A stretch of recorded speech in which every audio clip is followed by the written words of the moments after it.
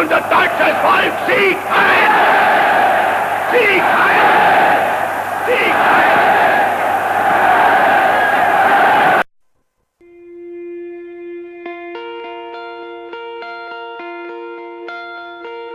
My father came from Japan in 1905. He was 15 when he immigrated from Japan. He worked until he was able to actually build a store. Let me tell you a story in the form of a dream. I don't know why I have to tell it, but I know what it means. Close your eyes, just picture the scene as I paint it for you. It was World War II when this man named Kenji woke up. Ken was not a soldier.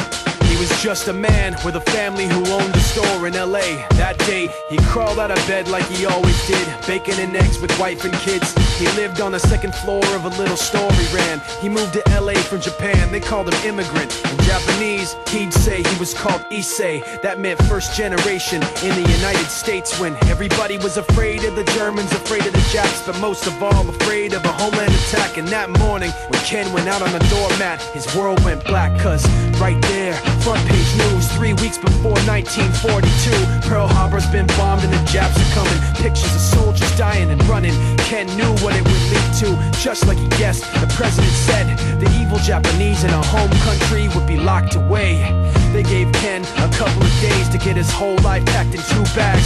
Just 2 bags, couldn't even pack his clothes. Some folks didn't even have a suitcase to pack anything in, so 2 trash bags is all it gave them. And when the kids asked Mom, where are we going, nobody even knew what to say to them. Ken didn't want to lie, he said the US is looking for spies, so we have to live in a place called Manzanar, where a lot of Japanese people are. Stop it, don't look at the gunmen. You don't want to get the soldiers wondering if you're gonna run or not, cause if you run then you might get shot. Other than that, try not to think about it. Try not to worry about it being so crowded, but someday we'll get out.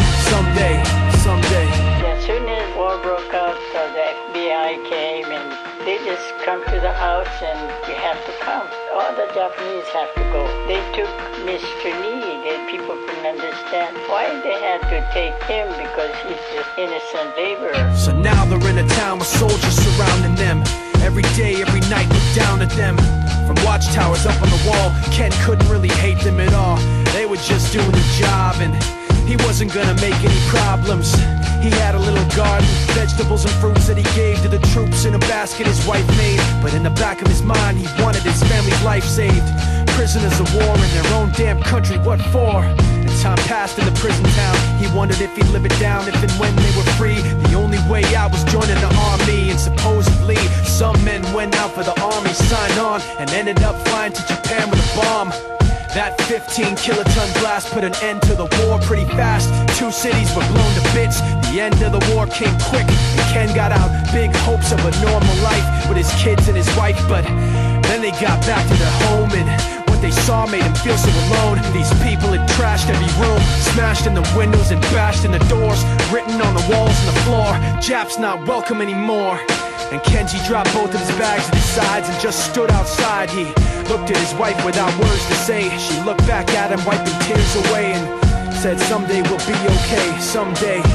Now the names have been changed, but the story's true. My family was locked up back in 42.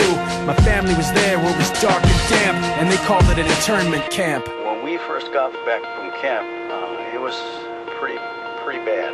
I remember my husband said, oh, we're gonna stay till last. Then my husband died before they closed the camp.